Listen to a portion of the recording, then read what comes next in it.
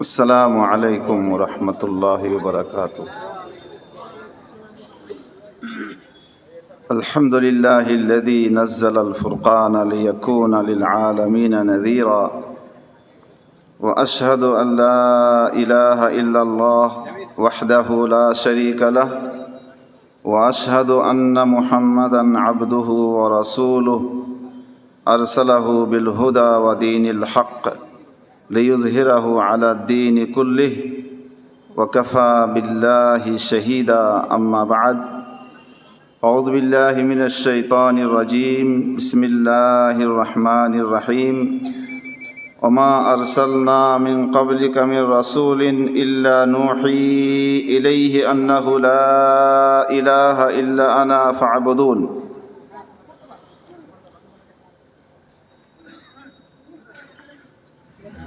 صدر محترم جناب مولانا محمد سلیمان بخاری صاحب حفظہ اللہ،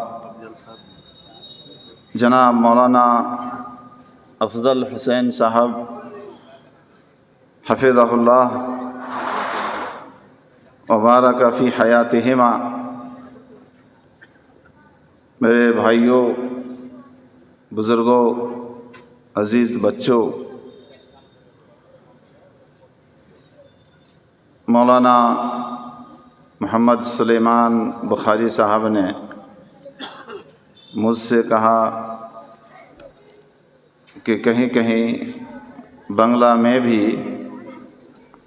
بتا دیا کریں گے تاکہ لوگوں کو سمجھنے میں دقت نہ ہو۔ میں جان بوجھ کر کے کوئی مشکل ورڈ، ایسی اردو، ایسا ورڈ، ایسا لفظ میں نہیں کہوں گا جو آپ کو سمجھ میں نہ آئے انشاءاللہ۔ کہیں ضرورت ہوگی تو انشاءاللہ بتانے کی کوشش کروں گا۔ اللہ کا شکر ہے کہ یہاں اتنا اچھا اور اتنا سفل، کامیاب، سکسیسفل یہ پروگرام صبح سے چل رہا ہے۔ بڑے اطمینان، سکون کے ساتھ، شانتی کے ساتھ آپ لوگ بیٹھ کر کے علماء کرام کی باتوں کو سن رہے ہیں۔ اس طرح کا جلسہ، اس طرح کا پروگرام بہت کم دیکھنے اور سننے کو ملتا ہے، حقیقت یہ ہے۔ مبارکباد دیتا ہوں، دھنیواد دیتا ہوں، خیر و برکت کی دعا کرتا ہوں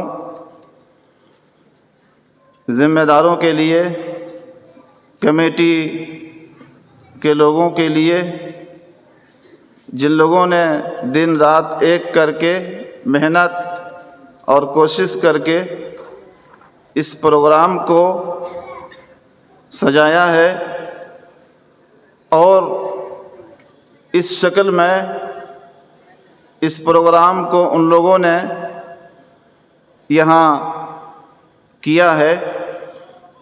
اللہ تعالیٰ ان کو جزائے خیر دے، اور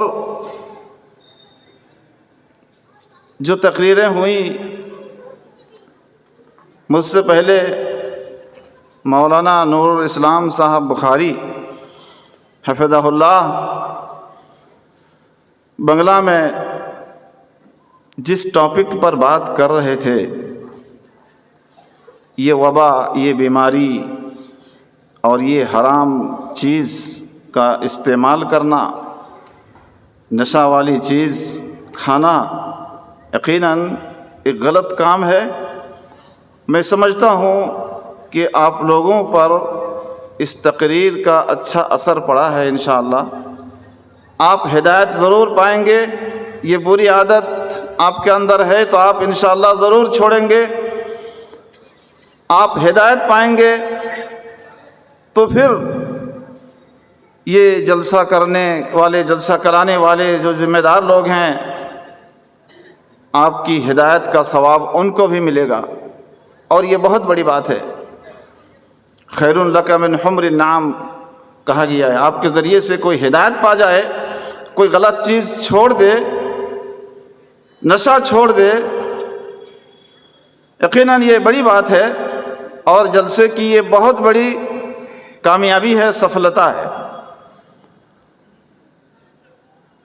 میرا عنوان ہے، جیسا کہ صدر محترم نے آپ کے سامنے بتایا، منہج، عقیدہ اور موجودہ مسلمان منہج، عقیدہ اور برتمان مسلم سماج۔ اب تک جو میں آپ کے سامنے بات کیا، آپ سے پوچھنا چاہتا ہوں، میری بات سمجھنے میں آپ کو کوئی پریشانی، کوئی دقت ہوئی؟ نہیں ہوئی، انشاءاللہ دقت نہیں ہوگی۔ یہ بہت اہم ٹاپک ہے، بہت بنیادی ٹاپک ہے ایک مسلمان کے لیے۔ ہم آپ پریشان ہو جاتے ہیں دیکھ کر کے، اسلام کا نام لینے والے اور اپنے آپ کو نبی کریم صلی اللہ علیہ وسلم کے پکے سچے ماننے والے، محبت کرنے والے اور نعوذ باللہ عشق کرنے والے عاشقان رسول اپنے آپ کو کہتے ہیں، اور وہ کیسے کیسے منہج سے ہٹے ہوئے ہیں، عقیدہ کتنا بگڑا ہوا ہے ان کا، اور شیطان نے ان کو بہکا رکھا ہے۔ توحید کی بات کیجئے، سنت کی بات کیجئے تو وہ کان میں انگلی ڈال دیتے ہیں، سننا نہیں چاہتے، آپ سے دور بھاگیں گے، اور کہتے کیا ہیں؟ ان کا عقیدہ بگڑا ہوا ہے، الٹا چور کوتوال کو ڈانٹے، آپ لوگ جانتے ہیں۔ تو میں مبارکباد دیتا ہوں جو منتظمین ہیں اور جن لوگوں نے یہ سب عناوین، یعنی جو ٹاپکس ہیں، جو وشے ہیں آج کے کانفرنس کے یا جلسہ کے، جن لوگوں نے اس کو چنا ہے، یقیناً بڑی خوشی کی بات ہے، اور وہ مبارکباد کے مستحق ہیں، شکریہ کے مستحق ہیں۔ میں پہلے میرے ٹاپک میں منہج ہے، اس کے بعد عقیدہ ہے، اور جو مسلمانوں کا حال ہے ابھی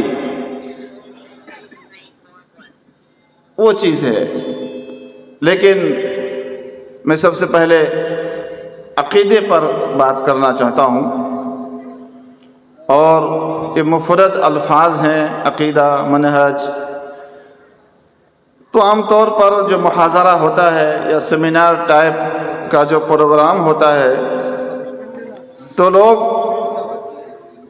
چیز کو سمجھانے کے لیے، اس کو کلیئر کرنے کے لیے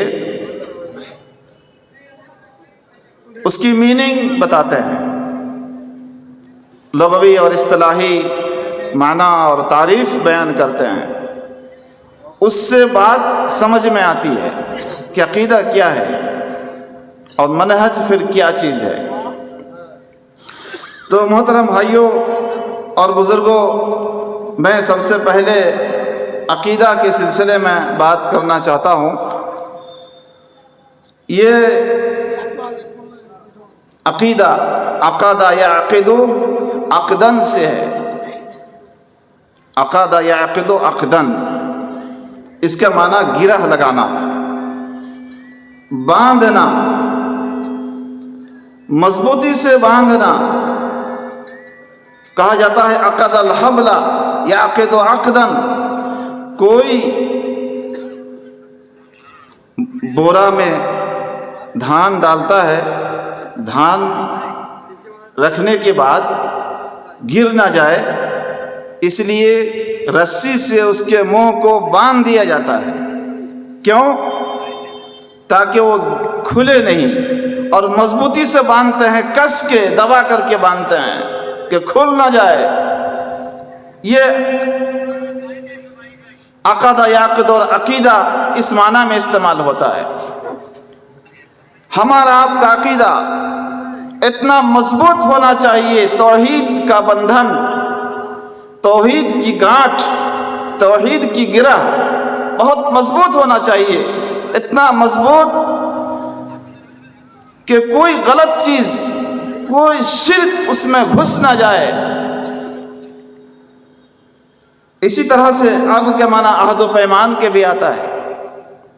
عہد و پیمان، اللہ تعالیٰ ہم سے، آپ سے عہد لیا ہے، الست بربکم، کیا میں تم سب کا رب نہیں ہوں؟ میں تم سب کا پالنے والا نہیں ہوں؟ ہم نے، آپ نے، سب نے قیامت تک جتنے لوگ آئیں گے سب نے کہا قالوا بلا۔ تو یہ عہد و پیمان، اس پر ایک مسلمان کو مضبوطی سے قائم رہنا چاہیے، اس کو توڑنا نہیں چاہیے۔ اسی طرح سے عقد کے معنی تاکید کے ہوتا ہے، تاکید کرنا، ٹھوس کرنا۔ دیں گے تو آپ بیچ دیے نا، ہمیں خرید لیا، آپ بیچ دیے، بالکل ٹھوس پکا ہو گیا، خرید و فروخت ایک دم پکی ہو گئی، یہ ہوتا ہے عقد۔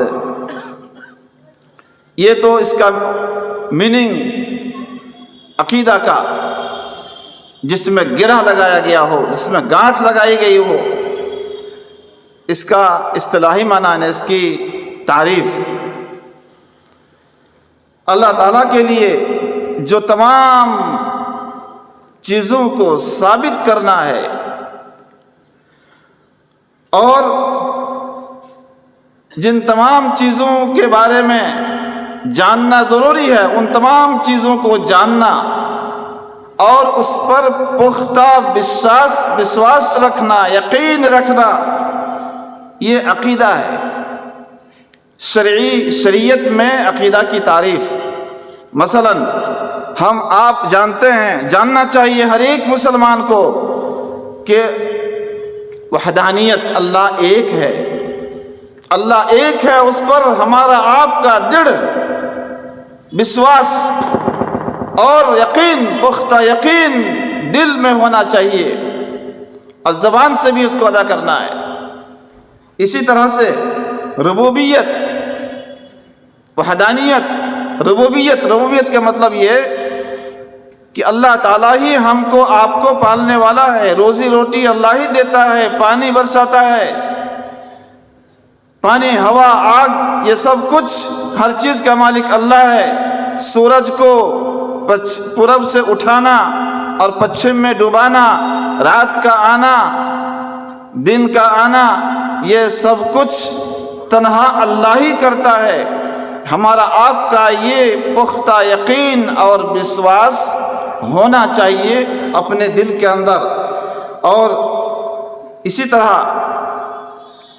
جب ہم اللہ کو ایک مان لیے، اللہ تعالیٰ کے جو تمام کام ہیں، جو ہم آپ دیکھ رہے ہیں، یہاں جو کچھ بھی آپ دیکھ رہے ہیں، یہ مائک ہے، یہ ٹیبل لگا ہوا ہے، یہ چادر ہے، یہ شامیانہ ہے، کرسیاں ہیں، اس کا کوئی نہ کوئی کرنے والا ہے نا، تبھی تو یہ سب کچھ یہاں آیا، اپنے آپ آ گیا۔ تو اس کائنات کو چلانے والا بھی کوئی نہ کوئی ہے، اور اس بات کو دل میں یقین کرنا ہے، آپ کو اچھی طرح سے اس پر ایمان لانا ہے۔ ٹھیک ہے، اللہ کو ایک مان لیے، اور اللہ کے کام میں اللہ اکیلا ہے، کوئی شریک نہیں ہے۔ رزق دینے میں، روزی روٹی دینے میں اللہ ایک ہے، کوئی شریک نہیں اللہ تعالیٰ کا۔ مارنے میں، زندہ کرنے میں، اولاد دینے میں اللہ کا کوئی شریک نہیں، یہی ربوبیت ہے۔ توحید اللہ فی افعالہ، اللہ کے کاموں میں اللہ کو ایک ماننا، ایک جاننا، اور اس میں کسی کو بھی شریک نہ کرنا۔ اللہ کے وحدانیت پر ایمان، ربوبیت پر ایمان، یہی کافی نہیں ہے۔ آپ کو صرف اللہ ہی کی عبادت کرنی ہے۔ عبادت میں اللہ کو ایک جاننا، ایک ماننا، یعنی اس بات کا یقین دل میں رکھنا کہ اللہ ہی کی عبادت کی جاتی ہے۔ عبادت جھکنے کا نام ہے، عاجزی، انکساری کا نام ہے۔ ہم اللہ اکبر کہتے ہیں، نماز کے لیے ہاتھ باندھتے ہیں سر نیچے، خشوع خضوع، عاجزی، انکساری کے ساتھ، جس کو کوڑو جوڑو کہتے ہیں۔ کوڑو جوڑو ہو کر کے اب اللہ کے دربار میں آتے ہیں، یعنی سینہ پھلا کے نہیں، سینہ تان کے نہیں، اپنے آپ کو کمزور حقیر بنا کر کے پھر رکوع میں جاتے ہیں، جھکتے ہیں۔ اور سجدہ دیکھ لیجئے کتنی ذلت والا کام ہے۔ کہیں گے نا ذلت والا، ارے یہ پیشانی جسم میں سب سے اچھا ٹکڑا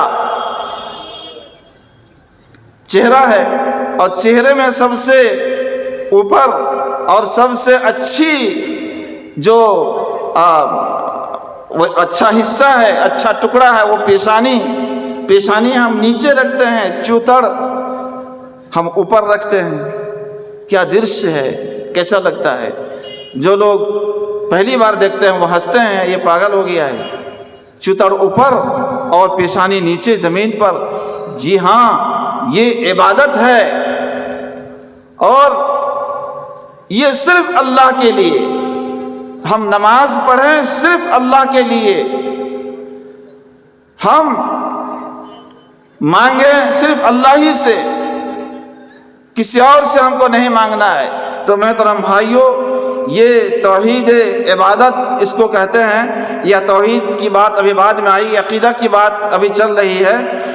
تو ہمارا اور آپ کا یہ عقیدہ ہونا چاہیے کہ اللہ تعالیٰ عبادت میں اکیلا ہے، اس کے ساتھ عبادت میں کسی کو بھی شریک نہیں کرنا ہے۔ دعا کرنا، مانگنا بھی کیا ہے؟ عبادت ہے، اللہ ہی سے مانگیں گے۔ وَإِذَا سَأَلْتُمْ فَاسْأَلِ اللَّهَ، مانگو تو اللہ سے مانگو۔ ادعونی استجب لکم، مجھ سے مانگو میں تمہاری مانگ پوری کروں گا۔ نظر و نیاز چڑھانا ہے، منت ماننا ہے، فریاد طلب کرنا ہے، یعنی کسی مصیبت کو دور کرنا ہے، کوئی پریشانی کو دور کرنا ہے، اللہ ہی سے کہیے، اللہ ہی سے مانگیے، اللہ ہی سے دعا کیجیے۔ اور عقیدہ یہ بھی ہے کہ جو اللہ تعالیٰ کے نام ہیں، اللہ تعالیٰ کے نام الرحمن الرحیم، اللہ تعالیٰ ان ناموں میں اکیلا ہے، کوئی شریک نہیں ہے۔ صفات ہیں، گن، خوبی، دیکھنا، سننا، اللہ کی طرح کوئی نہیں دیکھتا، کوئی نہیں سنتا ہے۔ لوگ دیکھتے اور سنتے ہیں، لیکن اللہ کی طرح کوئی دیکھ نہیں سکتا، کوئی سن نہیں سکتا۔ لیس کمثلہ شیء وہو السمیع البصیر، اللہ کی طرح کوئی چیز نہیں، اور وہ سننے والا اور دیکھنے والا ہے۔ محترم بھائیوں، عقیدہ یہ بھی ہے کہ انسان جس کے ساتھ اپنا دل لگائے، جس پر اپنا دل لگائے رکھے اور اس کے سامنے جھک جائے، اللہ کے بارے میں ہمارا یہی عقیدہ ہے، جھک جاؤ، جھکیے، مسلم، اطاعت کرنے والا، ماننے والا، فرمانبرداری کرنے والا۔ دیکھیے، یہ لفظ عقیدہ قرآن میں اور حدیث میں عقیدہ یہ لفظ نہیں ہے، لیکن ہاں اس کے مادہ کا ذکر ہے۔ ایک مثال قرآن سے، ایک مثال حدیث سے میں دینا چاہتا ہوں۔ اللہ تعالیٰ فرماتا ہے، لا یؤاخذکم اللہ باللغو فی ایمانکم ولکن یؤاخذکم بما عقدتم الایمان۔ کچھ لوگ عادت ہوتی ہے قسم کھانے کی، بلا وجہ قسم کھائیں گے، صحیح قسم کھاتے ہیں وہ، لیکن بلا وجہ قسم کھائیں گے۔ قسم خدا کی اتنے میں خریدا ہے، قسم خدا کی کم دام میں دے رہا ہوں، میں زیادہ نفع نہیں لے رہا ہوں، بار بار قسم کھائیں گے، یہ لغو قسم ہوتی ہے۔ تو اللہ نے فرمایا کہ تم جو لغو قسمیں کھاتے ہو، تو اللہ تعالیٰ تمہارا مواخذہ اس پر نہیں کرے گا، لیکن مواخذہ کرے گا عقدتم الایمان، جو تاکیدی یقینی قسم کھاتے ہو، جانتے ہیں کہ 100 روپیہ میں لایا ہوں اور کہہ رہا ہے میں 200 میں خریدا ہوں، ایک دم اللہ کی قسم کھا رہا ہے 200 میں خریدا ہوں، دل سے ایک دم کہہ رہا ہے وہ، تاکہ خریدنے والے کو دھوکہ ہو جائے، اور جب 200 میں خریدا ہے تو وہ 200 سے کم کیا دے گا۔ تو یہ لفظ ایک آیا ہے عقدتم، عقد ہی مادہ سے ہے یہ۔ اور ایک حدیث ہے، نبی کریم صلی اللہ علیہ وسلم نے فرمایا ہے الخیل معقود فی نواصیہ الخیر الی یوم القیامہ، گھوڑا کی پیشانی میں اللہ تعالیٰ نے خیر، بھلائی اور برکت باندھ دیا ہے، برکت کی گرہ لگا دیا ہے اللہ تعالیٰ گھوڑے کی پیشانی میں، پیشانی ہے جس کو کپال کہتے ہیں۔ تو یہ ایک لفظ عقیدے کے سلسلے میں قرآن میں آیا ہے، حدیث میں آیا ہے۔ محترم بھائیو بزرگوں، عقیدہ اسلام میں بہت اہم چیز ہے۔ بدن، شریر، جسم ہم جسے کہتے ہیں، اگر جسم میں روح نہ ہو، جان نہ ہو، کسی کام کا ہے؟ کوئی کام کا نہیں ہے۔ جلدی کرے گا اس کے اپنے قریبی لوگ بھی، بیٹا کا انتقال ہوا تو باپ بھی کہے گا کہ جلدی دفنا دیا جائے۔ جسم میں جس طرح سے جان کی پوزیشن ہوتی ہے، جان کی حیثیت ہوتی ہے، روح، پران، ایسے ہی عقیدہ کی اہمیت ہے اسلام میں۔ ایک درخت میں جڑ نہ ہو، نیچے سے جڑ کاٹ دیجئے درخت مر جائے گا۔ تو عقیدہ کو جڑ سے تشبیہ دی گئی ہے۔ عقیدہ دین کی جڑ ہے، دین کی جڑ ہم لوگ کہتے ہیں۔ جڑ کاٹ دیجئے وہ درخت سوکھ جائے گا، مر جائے گا۔ عقیدہ غلط ہو جائے آپ کا دین ختم، ایمان ختم۔ بہت بنیادی چیز ہے یہ عقیدہ، اور اللہ تعالیٰ نے انبیاء اور رسول کو دنیا میں بھیجا عقیدہ کو درست کرنے کے لیے۔ بہت سے انبیاء، ایک حسن حدیث کے مطابق 1,24,000 انبیاء کرام کو اللہ نے بھیجا دنیا میں۔ آخری نبی حضرت محمد صلی اللہ علیہ وسلم ہیں، اور ان پر اپنی آخری کتاب قرآن کریم نازل کیا۔ ان تمام جو انبیاء اکرام گزرے ہیں، ان تمام کی دعوت کا خلاصہ، سارنگس عقیدہ توحید ہے۔ توحید کا عقیدہ درست کرنا، ایک اللہ کی وحدانیت کو ثابت کرنا، اللہ ہی رب ہے، اللہ ہی خالق ہے، مالک ہے، رازق ہے، اور اللہ تعالیٰ ہی عبادت کے لائق ہے، اس بات کو بتانا یہی ان تمام لوگوں کا مقصد تھا، انبیاء کرام کا مقصد۔ اللہ تعالیٰ نے قرآن کریم میں فرمایا وَلَقَدْ بَعَثْنَا فِي كُلِّ أُمَّةٍ رَسُولًا أَنِ اعْبُدُوا اللَّهَ، ہم نے ہر امت میں ایک رسول بھیجا ہے۔ کیوں؟ تاکہ رسول ہر امت کو، اپنی امت کو بتا دے کہ اللہ ہی کی عبادت کرو اور طاغوت سے بچو۔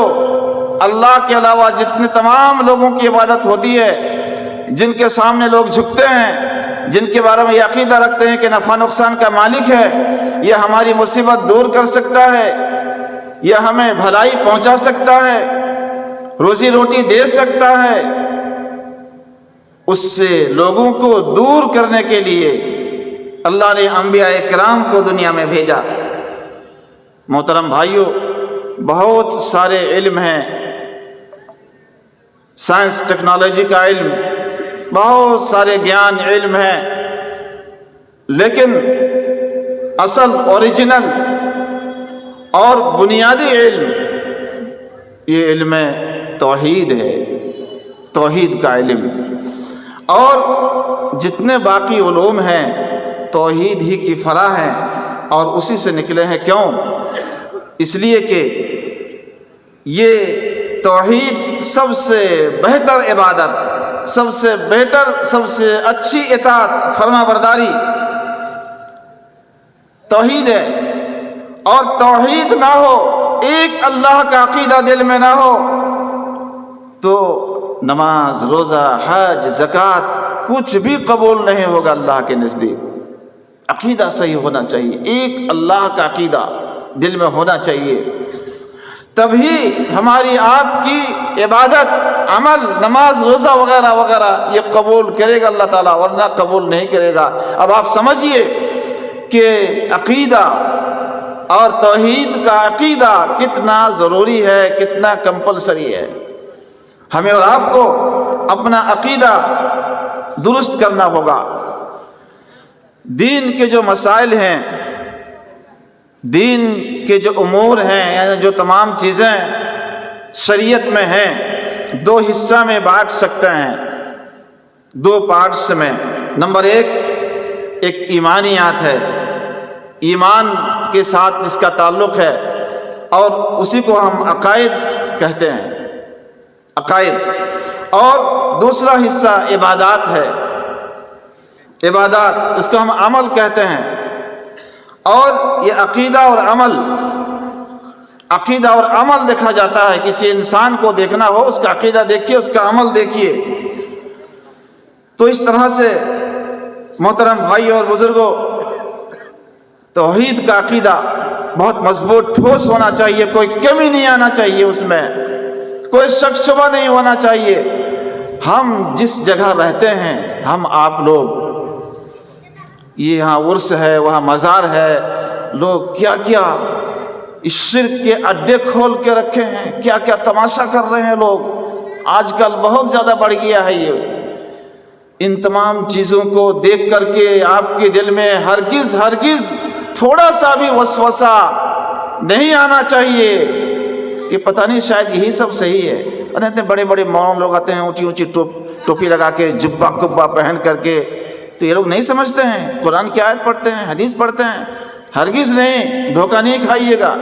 لیکن افسوس تو اس بات پر ہے کہ ہم سے، آپ سے بھی نہ جانتے ہوئے، نادانی میں، یعنی کم علمی میں شرک ہو جاتا ہے۔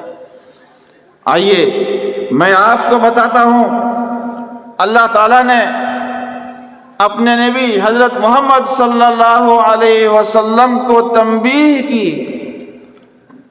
حضرت محمد صلی اللہ علیہ وسلم توحید کے علم بردار، سنت کے علم بردار، آپ نے لوگوں کو شرک سے نکالا، بدعت سے نکالا۔ آپ سے شرک ہو سکتا ہے؟ نبی کریم صلی اللہ علیہ وسلم شرک کر سکتے ہیں؟ آپ سے پوچھ رہا ہوں، نہیں کر سکتے۔ لیکن اللہ تعالیٰ نے قرآن کریم میں کیا فرمایا؟ لَإِنْ أَشْرَكْتَ لَيَحْبَطَنَّ عَمَلُكَ۔ اے نبی، اگر آپ نے بھی شرک کیا تو آپ کا سارا عمل برباد ہو جائے گا، بیکار ہو جائے گا۔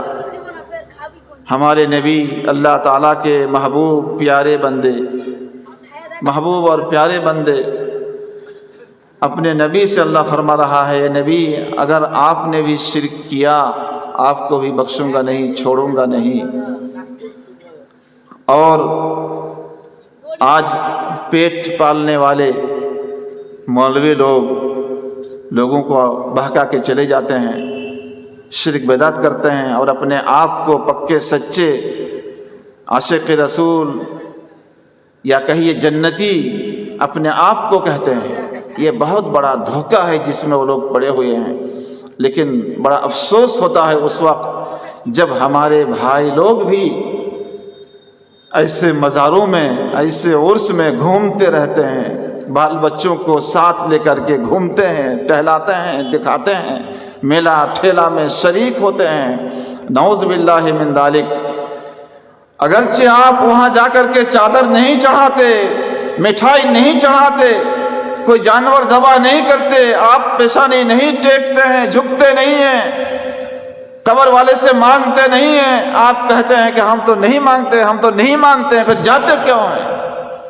یہ ہماری توحید میں کمی ہے، عقیدے میں گڑبڑی ہے، صحیح کیجئے، ان تمام چیزوں سے دور بھاگیے اللہ کے واسطے۔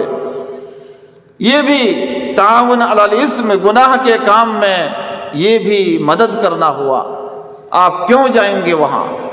اور مزار تو مزار، ہندو لوگ تہوار مناتے ہیں، طرح طرح کا میلہ ٹھیلا لگاتے ہیں، وہ لوگ اپنے اپنے کالی استھانوں میں جہاں وہ لوگ مورتیاں رکھتے ہیں، اور یہ سلسلہ چلتا رہتا ہے۔ بہت سارے لوگوں کو دیکھتا ہوں بیوی بال بچوں کے ساتھ ایسی جگہوں میں جاتے ہیں، گھومتے ہیں، مٹھائی کھاتے ہیں، جلیبی کھا رہے ہیں، اور کچھ نہ کچھ اپنے بچے کو کھلانا وغیرہ دے کر کے لے کے آتے ہیں۔ آپ کیوں خوشی منائیے گا؟ آپ وہاں کیوں جائیے گا؟ ہمارے عید الفطر میں اور قربانی کے عید میں آتے ہیں، وہ لوگ قربانی ذبح کرتے ہیں، وہ آتے ہیں دیکھنے کے لیے۔ ہماری عید میں کبھی دیکھے ہیں بال بچوں کو لے کے آئے ہیں؟ اللہ کے واسطے یہ کہ ہم اہل حدیث ہیں، ہمارا عقیدہ پکا ہے، نہیں پکا ہے، ہرگز نہیں مانیں گے نہیں۔ عقیدہ پکا ہوتا تو آپ کے دل میں ان چیزوں کی کراہت ہوتی، ان کے تہواروں میں اور ان کے جو پوجا وغیرہ ہوتی ہے، چندہ دیتے ہیں۔ میرے بھائی میری بات سنیے، ہم ہندوستان میں رہتے ہیں، ہر دھرم کے لوگ ہیں، ہر قسم کے لوگ ہیں، ان سے محبت رکھیے، ان سے تعلقات رکھیے اور معاملات کیجئے۔ ان کے گھر آپ بھی جائیے، ان کو اپنے گھر بھی بلائیے، چائے پیجئے ان کے ساتھ، لیکن جہاں تک پوجا پاٹ کا معاملہ ہے، نماز روزے کا معاملہ ہے، وہ الگ، آپ الگ۔ لکم دینکم ولی دین۔ بھائی اس میں نہیں ہوں تمہارے ساتھ، میں چندہ نہیں دے سکتا، آپ خوشی سے چندہ دیجئے گا، ایک مسجد کے کام کے لیے، مدرسے کے کام کے لیے، غریب بیوہ کی شادی کرنے کے لیے چندہ مانگنے آتے ہیں۔ 150 روپیہ دینے میں آپ کو دقت ہو جاتی ہے، بار بار سوچتے ہیں، دو چار بات اس کو سنا دیتے ہیں، شرمندہ کر دیتے ہیں۔ لیکن ان پوجا پاٹوں میں، میلہ اور ٹھیلا میں شرک کے علاوہ جہاں اور کچھ نہیں ہوتا، 500 1000 2000 5000 دے دیتے ہیں کہ کیا کریں گے، ساتھ رہنا ہے، ہندوستان میں ہے۔ میرے بھائی یہ یقیناً غلط کر رہے ہیں، یہ بھی شرک پرستی ہے، یہ بھی مورتی پرستی ہے۔ اب چندہ دے رہے ہیں اس میں۔ ہاں جہاں کوئی سوشل کام ہو رہا ہے اور جہاں غریب کی شادی ہے، بہت سے سنگٹھن ہیں جن سنگٹھنوں کے ذریعے سے غریبوں کی مدد کی جاتی ہے، غیر مسلم سنگٹھن، دوسرے لوگوں کا سنگٹھن اور تنظیم چیریٹی کے نام پر بہت کچھ کر رہے ہیں۔ آپ ضرور شریک ہوئیے، ضرور ساتھ دیجیے ایسے کاموں میں، لیکن وہ کام جس سے ہمارا ایمان جاتا ہو، ہماری توحید میں خلل یا کمی خامی پیدا ہوتی ہو، وہ کام مت کیجیے۔ اللہ کے واسطے اپنے آپ کو اس سے بچائیے۔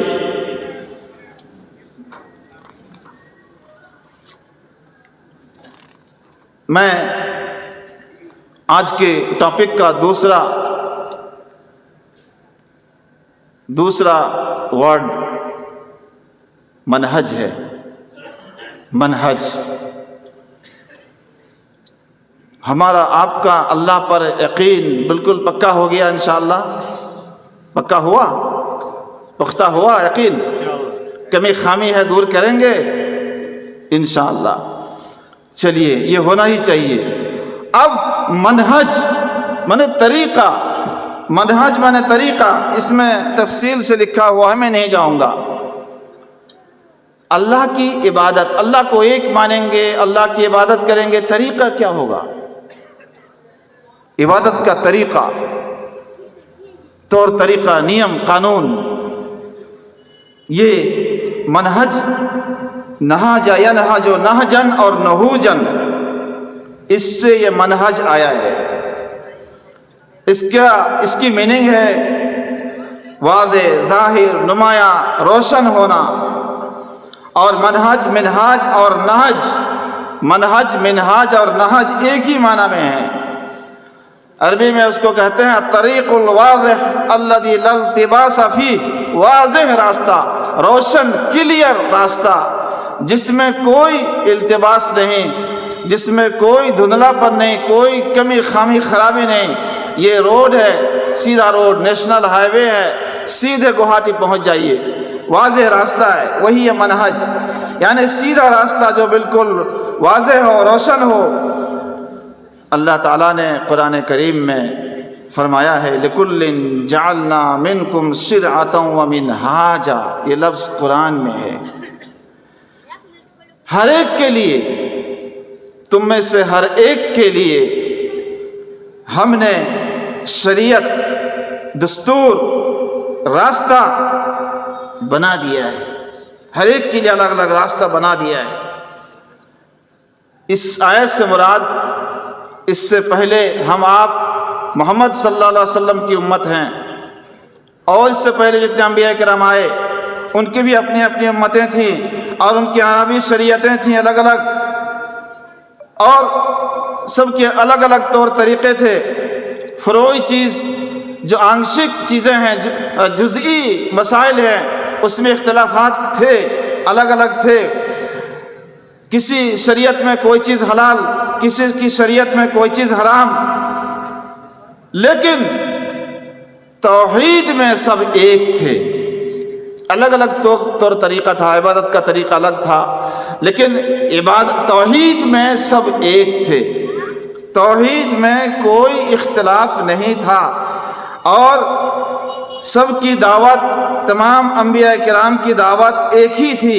صحیح بخاری کی ایک حدیث ہے، نبی کریم صلی اللہ علیہ وسلم نے فرمایا نحن معاشر الانبیاء اخوۃ لعلات ودیننا واحد، ہم انبیاء کی جماعت، ہم نبیوں کی جماعت، گروہ، ہم اللاتی بھائی ہیں، ہمارا دین ایک ہے۔ اللاتی بھائی ان کو کہتے ہیں جن کی مائیں تو الگ ہیں، مائیں الگ الگ ہیں، باپ ایک ہی ہے۔ اس کا مطلب یہ ہے، مطلب یہ کہ ان کا دین ایک ہی تھا، سب کا دین ایک ہی تھا، لیکن شریعت اور طور طریقے یہ الگ الگ تھے۔ اب نبی کریم صلی اللہ علیہ وسلم اخیر میں آئے میرے بھائیوں، تو توحید تو وہی ہے جو انبیاء کرام کی بھی تھی کہ ایک اللہ کی عبادت کرو، اس کے ساتھ کسی کو شریک نہ کرو۔ اور جو طور طریقے الگ تھے تو توحید وہی ہے، لیکن شریعت، طور طریقہ، یہ نبی کریم صلی اللہ علیہ وسلم کا جو طریقہ ہے، اس طریقہ نے ان تمام چیزوں کو کینسل کر دیا، منسوخ کر دیا۔ اب وہ تمام طریقے نہیں چلیں گے۔ عیسیٰ علیہ السلام کے طریقے، موسیٰ علیہ السلام کے طریقے وہ نہیں چلیں گے۔ ہاں، جو طریقے، جو مسائل، جو امور، جو معاملات نبی کریم صلی اللہ علیہ وسلم کے مطابق ہیں وہ ٹھیک ہیں، لیکن اگر ان کا طریقہ الگ تھا، محمد صلی اللہ علیہ وسلم کا طریقہ الگ ہے، تو ہم کو اور آپ کو ہمارے نبی حضرت محمد صلی اللہ علیہ وسلم کے طریقے کے مطابق ہی چلنا ہے، اور یہی منہج ہے نبی کریم صلی اللہ علیہ وسلم سلف کا منہج۔ آپ دیکھ رہے ہیں طور طریقے، یہ نماز ہی کو لیجئے نا، نماز، آپ نماز میں کھڑے ہوتے ہیں، آپ ہاتھ یہاں باندھتے ہیں، کچھ لوگ ناف کے اوپر باندھتے ہیں، کچھ لوگ اور نیچے لے کے چلے جاتے ہیں۔ رفع یدین ہم کرتے ہیں، رکوع میں جانے سے پہلے دونوں ہاتھ اٹھاتے ہیں، رکوع سے اٹھتے ہیں ہاتھ اٹھاتے، کچھ لوگ نہیں اٹھاتے ہیں۔ یہ آپ بھی سوچتے ہوں گے کہ کیا یہ طریقہ ہے؟ ایک نماز، اللہ کے لیے نماز پڑھ رہے ہیں، اور پھر الگ الگ طریقہ، طور طریقہ۔ تو میرے بھائیوں، میں آپ کو بتاؤں کہ جو نبی کریم صلی اللہ علیہ وسلم کا طریقہ ہے، صحابہ کرام کا طریقہ ہے، عمل کا، عبادت کا، تابعین کا طریقہ ہے، وہی طریقہ قابل قبول ہے، اور وہی منہج ہمیں اور آپ کو اسی منہج پر چلیں گے، اسی طریقے کو مانیں گے، تب ہماری آپ کی نجات ہو سکتی ہے، ورنہ ہماری آپ کی نجات ممکن نہیں ہے۔ جو قرآن اور حدیث کا منہج ہے، قرآن اور حدیث کا طریقہ ہے، قرآن کریم نازل ہوتا تھا، اللہ کے رسول سے صحابہ کرام پوچھتے تھے کہ اللہ کے رسول اس سلسلے میں کیا حکم ہے، کیا فتویٰ دیں گے، کیا طریقہ ہے؟ اللہ کے رسول کو پتہ ہوتا تھا، بتا دیتے تھے، نہیں معلوم ہوتا تھا آپ خاموش ہو جاتے تھے۔ وحی آتی تھی، جبریل وحی لے کر کے آتے تھے، قرآن لے کر کے اترتے تھے، اللہ کے رسول کے اوپر وحی نازل کر ڈالتے تھے، پھر اللہ کے رسول پوچھنے والے کو بلاتے تھے اور کہتے کہ ہاں تم نے یہ پوچھا تھا، یہ حکم ہے، یہ فتویٰ ہے، یہ مسئلہ یہ ہے، ایسا کرو۔ صحابہ کرام نے اپنی آنکھوں سے نبی کریم صلی اللہ علیہ وسلم کو دیکھا، آپ کو سنا، کوئی بات سمجھ میں نہیں آئی، آپ سے فوراً پوچھا۔ یقیناً ہم میں، آپ میں بڑی کمی ہے، خامی ہے۔ میں اللہ کا شکر ہے مسجد میں درس دیا کرتا ہوں،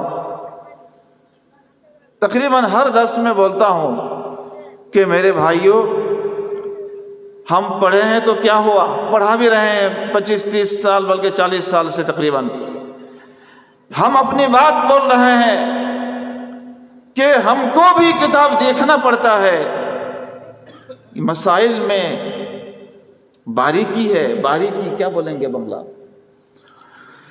بعض چیزیں سکھوتا تو اور مشکل ہو گیا، مطلب بہت آسان نہیں ہے، معاملہ بہت آسان نہیں ہے۔ میں کہنا یہ چاہتا ہوں کہ ہمارے لوگ پوچھتے ہی نہیں ہیں۔ ابھی موبائل ہاتھ میں آ جائے، یہ کیسے نکالتے ہیں میسیج، کیسے میسیج کرنا ہوتا ہے، کیسے لیڈر کرتے ہیں، کیسے وائس میسیج کیا ہوتا ہے، یہ ہوتا ہے، پوچھنے کے لیے، جاننے کے لیے پریشان ہوتے ہیں۔ شریعت کا مسئلہ جاننے کے لیے لوگوں میں کوئی شوق ذوق، کوئی چاہت نہیں ہے، کوئی نہیں پوچھتا ہے۔ نماز غلط، نماز کا طریقہ صحیح نہیں آتا ہے، پیر اتنا پھیلاتے ہیں نماز میں اور ترچھا کر کے پیر کو کھڑا کرتے ہیں نماز میں، پچھم سیدھا ہونا چاہیے اور اتنا نہیں پھیلانا چاہیے۔ آپ کا یہ دھاڑ جس کو کہتے ہیں، یہ دونوں کندھا ملے گا نہیں،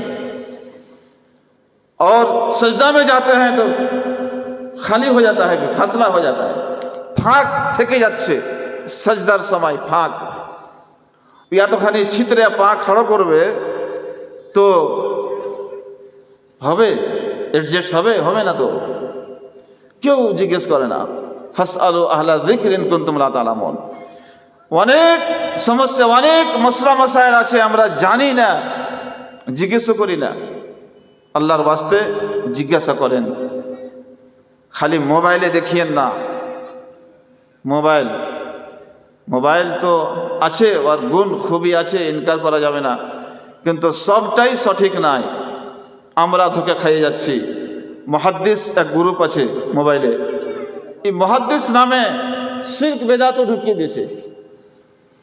জানছে ওরা আপনাকে দিন থেকে দূর করার জন্য, কোরআন হাদিস থেকে সরিয়ে দেওয়ার জন্য চেষ্টা করছে ওরা। तो मैं कहना ये चाह रहा था कि अक़ीदा और मनहज सलफ़ सालिहीन का तरीक़ा वही सही है। हाथ यहाँ बांधेंगे ना, यहाँ ना पेट नाफ के ऊपर ना और नीचे बांधेंगे। इसके लिए आपको क्या करना है, नबी करीम सल्लल्लाहु अलैहि वसल्लम का तरीक़ा देखना है, सहाबाए किराम का तरीक़ा देखना है कि वो लोग कहाँ बांधते थे। और जाहिर बात है सही हदीस के मुताबिक सीने पर हाथ बांधना है, कस के बांधना है, سینے پر۔ تو یہ منہج سلف کا منہج، یہی منہج صحیح ہے، اور اس کے علاوہ جو تمام طور طریقے ہیں وہ سب غلط ہیں، دین سے ہٹے ہوئے ہیں۔ وَأَنَّ هَذَا صِرَاطِي مُسْتَقِيمًا فَاتَّبِعُوهُ، اور بے شک یہ میرا سیدھا راستہ ہے۔ قرآن کریم کی آیت ہے میرے بھائی۔ اللہ نے کب فرمایا؟ جب اللہ کے رسول موجود تھے، قرآن اتر رہا تھا، اس وقت کوئی مسلک مذہب کا مسئلہ نہیں تھا، دیوبندی، بریلوی، شیعہ وغیرہ وغیرہ وہ نہیں تھا، موجودہ شکل میں نہیں تھا۔ اسی وقت اللہ تعالیٰ نے کیا اعلان کیا؟ وَأَنَّ هَذَا صِرَاطِي مُسْتَقِيمًا، یہ میرا سیدھا راستہ ہے۔ اس وقت قرآن تھا نا، اتر رہا تھا، قرآن تو تھا ہی۔ دوسری چیز کیا تھی؟ قرآن سطح ونو کی چھلو حدیث، جزاک اللہ خیرن، اللہ رسول قول فعل تقریر کا حدیث بولے۔ تو یہ دو چیز اللہ تعالیٰ نے اس کے بارے میں گواہی دے دی کہ یہ سیدھا راستہ ہے، اسی پر چلو، دائیں بائیں مت جاؤ۔ بہت راستے نکلے ہوئے ہیں، بہت ادھر ادھر راستے گئے ہیں۔ آپ یہاں سے نیشنل ہائی وے پکڑنا ہوگا تو اس روڈ پر اٹھیں گے اور سب کو سیدھے جانا ہوگا، دائیں بائیں جائیے گا تو ہائی وے نہیں پکڑ سکیے گا۔ میرے بھائیوں، آج دھوکہ مت کھائیے، لوگوں کے چمک دمک کو دیکھ کر کے، ان کے رونق کو دیکھ کر کے، ان کی سنکھیا تعداد دیکھ کر کے کہ زیادہ تو وہی لوگ ہیں، اہل حدیث کتنے ہیں، شیخ سوادی کتنے ہیں، ہم لوگ کتنے ہیں نہیں، اس سے دھوکہ نہیں کھائیے، حق پر آپ ہیں۔ سونا چاندی کم ہوتا ہے نا، چاندی سونا کم ہی ہوتا ہے، اور اینٹ پتھر ڈھیلا مٹی زیادہ ہوتا ہے۔ تو صرف زیادہ ہونے سے حق پر ہو جائیں گے، بہت غلط ہے۔ غیر مسلموں کی تعداد زیادہ ہے، یہود و نصارہ کم ہیں، کیا اس کا مطلب کہ وہ حق پر ہیں، وہ صحیح ہیں؟ ہرگز نہیں۔ آپ کو دھوکہ نہیں کھانا ہے، اور ہمیں اور آپ کو جو طریقہ نبی کریم صلی اللہ علیہ وسلم کا ہے دیا ہوا قرآن اور حدیث کی شکل میں، اسی طریقے پر ہمیں چلنا ہے۔ منہج سلف یہی صراط مستقیم ہے کہا گیا، سیدھا راستہ یہی ہے۔ قرآن کریم میں اللہ تعالیٰ نے 32 جگہوں میں صراط مستقیم کا ذکر کیا ہے۔ یہ الصراط السوی، برابر راستہ، الصراط المستقیم، سیدھا راستہ، درست راستہ، سواء السبیل، سبیل الرشاد، ہدایت کا راستہ، یہ سب قرآن کریم میں ذکر فرمایا اللہ تعالیٰ نے۔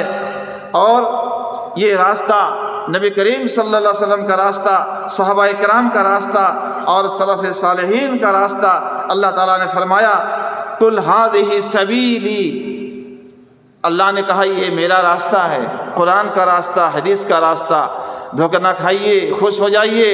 اللہ تعالیٰ نے فرمایا یہ راستہ جو اہل حدیثوں کا راستہ ہے، قرآن اور حدیث کا طریقہ ہے، اللہ فرماتا ہے ھذہ سبیلی، اے نبی آپ کہہ دیجئے یہ میرا راستہ ہے، میں پکارتا ہوں اللہ کی طرف دلیل کے ساتھ، میں اور میری پیروی کرنے والے لوگ، اور اللہ پاک ہے، اللہ پاک صاف ہے، میں مشرکین میں سے نہیں ہوں۔ ہمیں ہرگز رسول کی مخالفت، ان کے خلاف نہیں کرنا ہے۔ جو بھی دین ہے، نماز ہے، روزہ ہے، مسئلہ مسائل ہیں، کھانے پینے کا معاملہ ہے، وہی کھائیے پیجیے، وہی کام کیجیے جو اللہ کے رسول نے ہمیں بتایا ہے، اور جس سے اللہ کے رسول نے منع کیا ہے اس سے ہمیں دور رہنا چاہیے۔ اہل حدیث بھائیوں، ہم اہل حدیث کہلاتے ہیں، لیکن سب کچھ ٹھیک ٹھاک نہیں ہے، ہم لوگوں میں بہت کچھ گڑبڑ بھی ہے۔ ان گڑبڑیوں کو دور کیجیے اللہ کے واسطے۔ ایک قرآن کریم کی ایک آیت میں آپ کو سنانا چاہتا ہوں۔ اللہ تعالیٰ نے فرمایا وَمَن يُشَاقِقِ الرَّسُولَ مِن بَعْدِ مَا تَبَيَّنَ لَهُ، حق واضح ہے، ظاہر ہے، قرآن اور حدیث نماز کا طور طریقہ بالکل صاف ہے، روشن ہے، کوئی دقت نہیں ہے۔ یہ راستہ بالکل صاف ہونے کے باوجود جو رسول کی مخالفت کرے گا، نافرمانی کرے گا، رسول کی بات کو نہیں مانے گا اور مومنوں کے علاوہ راستے پر چلے گا، غیر مسلموں کے راستے پر چلے گا، یہود و نصارہ کے راستے پر چلے گا، نوَلِّهِ مَا تَوَلَّى، اللہ نے فرمایا کہ وہ جدھر منہ پھیرے گا ہم اس کو ادھر ہی پھیر دیں گے، وَنُصْلِهِ جَهَنَّمَ۔ আমার দিকে একটু ধ্যান দেন, লাস্ট আমি শেষ করতে চলছি।